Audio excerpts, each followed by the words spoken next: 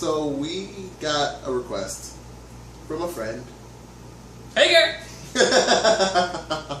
I don't know if she wants us to shout her government out there, but just a very, very close friend of ours who knows who we're talking about. And watches us and watches all the shows we watch. Yep. She has a little request for us to share with you guys.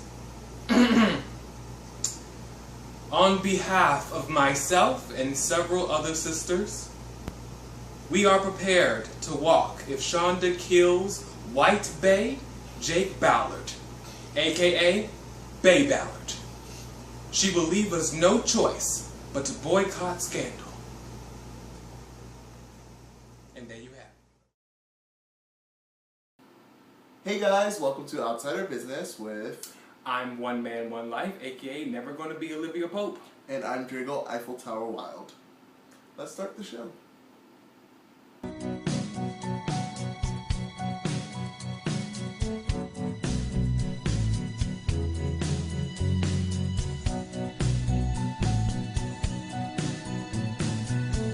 Scandal Season 4, Episode 4, entitled Like Father, Like Daughter, which we learn later what that means. Mm-hmm. So we start the show off, and Jake is being both targeted and haunted by B613. Poor Jake has nothing to do. Mm-hmm. And he's just like, you know, they're gunning for him. Mm-hmm. Then his car blew up. He knows all the tricks of the trade, so he smelt it out and knew how to dodge it. Guys, I'm gonna apologize because I'm bleeding this thing off. It's weird. We're trying something new. So he goes to Olivia's place, Yes. and you gonna have something to say? No, I don't. I really not. So he goes to Olivia's place, and I guess they're about to have a dinner or booty call, whatever they do together. But she is summoned to get this poor girl from this party. Yeah. And Quinn is like, girl, why are we here? Like, what the hell are we doing here? Yeah. Who's the name? And the name turns out to be Karen Grant, the president's daughter. And yeah, that was... First of all, she is in her undies. Yeah, she's... Heaved over a bed. Mm-hmm. Puking. Yeah, and just in all... just undressed. Just in a very strong state of undress. Olivia has to get her together and just have to pull a whole extraction Team. Yeah, like Plan. did everything but send in the National Guard. I mean, there was a chopper involved. Like it was a whole thing. It was deep. They pull her out and Olivia's like reads her as much as Olivia can read this girl. Poor girl who's drunk. Yeah, and high. So they do all this and they thought, oh, it's over, it's done, and someone sends her a video of, in Olivia's words, the dirtiest sex tape that she's ever seen, and it involves the a little too daughter. much life would that live, but okay. Yeah. I don't know, we didn't see it. Oh, don't forget that she read Cyrus. Oh yeah, on the phone. Well, because she was interrupting Cyrus' pillow talk, and Cyrus didn't see it for that, but Olivia was just over everything. You better get him out. Exactly. So there. Mm. Then that was like the scandal tag, I guess. Yeah. Then you did not have to do that. Oh well, Abby, and she's spinning in the White House, like back to not knowing what exactly Abby's doing. She's trying to make a name for herself. Yeah. And she tries to assert herself onto Huck and Quinn, and Cyrus is just like... Shut her down. Yeah. It was just, you'll never be Olivia. Never. You will never be Olivia. She needs to hear it. Because she's forgetting. She needed to hear it. So I don't understand why she's so gung-ho for being in the White House, because, I mean... The president really didn't know her name, really. Until the last episode. I mean, it just looks like she's being treated badly. So why don't you just get treated badly amongst friends instead of just... Or frenemies, however you want to see that. She still looks sickening, though. Get it. Work. Melly Speaking of the antithesis of sickening, right now. Okay. She is still getting drunk at 11 a.m. watching... And her Ugg boots. Yo Gabba Gabba, whatever she decides to watch that day. Eating Cap'n Crunch. They don't want to tell her what went down. Yeah. All she knows is that her daughter is there, but she should be in school. Yeah. Then we get this scandal montage of Karen trying to figure out who it was that she slept with. Who? Poor girl didn't really know because she was kind of high and drunk at the same time. Because didn't you say she was buzzed before she even got to the party? I think so. We see Rowan Pope specifically state that he wants Jake dead. Yeah. And head on a platter or a steak. Oh, no, that was Fitz saying. Oh yeah. But we see Rowan. He's gun ho about getting Jake dead. Yep. And talks to Tom, the Secret Service agent who's also working for B613. Yep.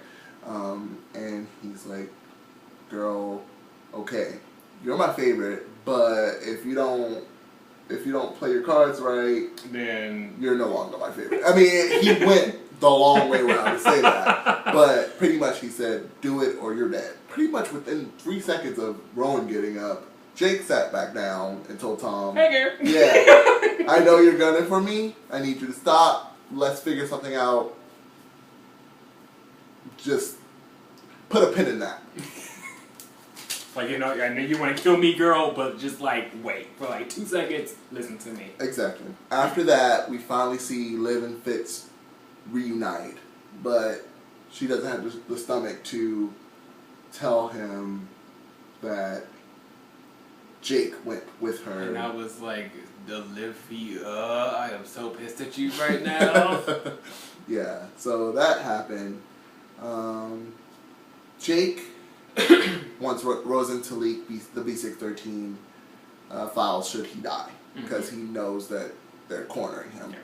Rosen smelled himself and said, no, I don't.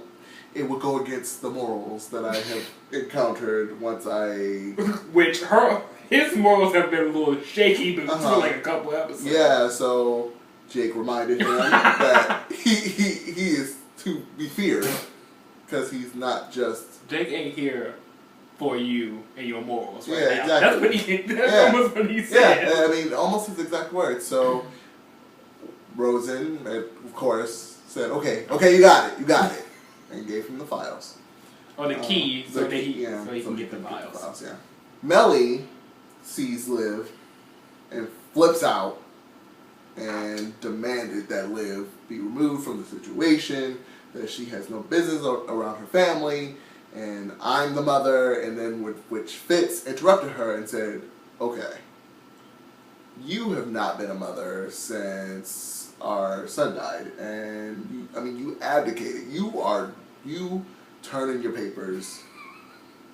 She punched out. Yeah, and I've been trying to figure it out, but I'm running the country, so I'm gonna need you not to get all self-righteous on me. And yeah. And I thought that would have broken her, that she would have just been like pearl busting Melly that we saw in episode 2, but she cut him back and was like, well, sex tape.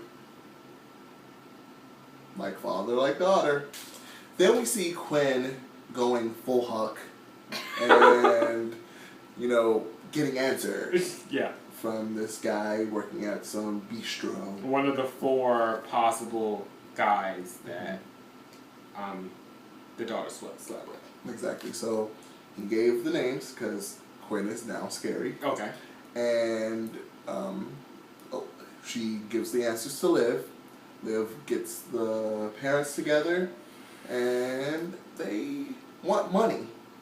They blackmail the president into getting $2.5 million. So they present this information to Liv, and then Liv, of course, goes to Fitz, and they discuss options. But because they can't be in a room together for without 5 that minutes, slow music to start playing. I'm slightly over Liv and Fitz. Just oh no, for me. I'm totally over it. Okay. So they, of course, start canoodling, and then because she is an expert at foreplay. Besides Serville at that moment, that you know what? she went on the vacation with Jake, or not vacation because she was kind of like gone. It wasn't really a vacation. But you know what? I was okay with Olivia. Like for a second, it was like, all right, you finally told the truth, like the truth to him, the bitter truth, even though it was not the right time because you guys were about to like drop your clothes. But A1, thanks for telling the truth. B, thanks for staying strong and shutting this down.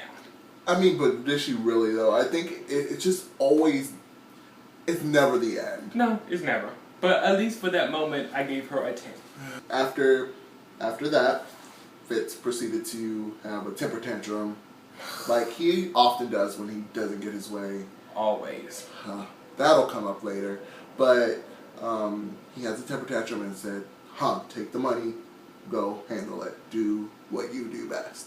So Liv tried to do that, and of course she's all revved up from that. Yeah. And then the parents are like, oh girl, I thought we No. I thought we discussed this, like, but did we say another 500,000? Like, no, I thought this would make an even cool 3 million. Yeah. And Liv saw it for that not. I mean, she went. I hadn't seen that Olivia in so long. I don't even know if I've seen.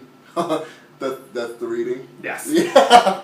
Yeah. She read them for filth and said, "Okay, look, you're gonna take the 2.5 million, or I own your souls, and your kids' souls, and your grandkids' souls." I mean, just kind of said, "You will never be great." Yeah. Of course, they didn't. Yeah. They said, "Okay, we weren't ready for that jelly." Okay, not at all. Your pimp hand is way strong. Way strong. Melly, Karen had a heart-to-heart. Melly said, "Okay, you tried it." That was the ultimate way of saying you tried. You get that one. You got that one. Yeah. I see. I've been spinning like crazy since your brother's dead. Yeah, I get where you're coming from, but that's a whole lot. You get that one. Mm-hmm. I'll give Where's you your chill? But that's it. Yeah.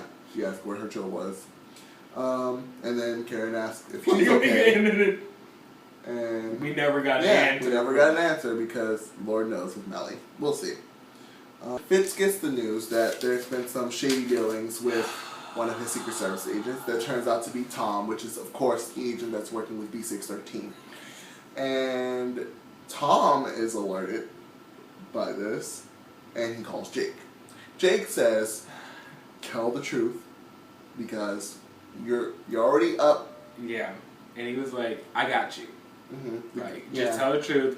I'm going to handle Fitz. Well, he didn't say he's going to handle Fitz, but he was like, I'm going to be there to help you. Mm-hmm. Just tell the truth. Yeah. And we can see that Tom is a little shaky. I mean, for me, it's like, okay, girl, you just took out the president's son. Now you're scared boots. Yeah. Okay. Anyway, so he says, okay, I'll stick to that plan.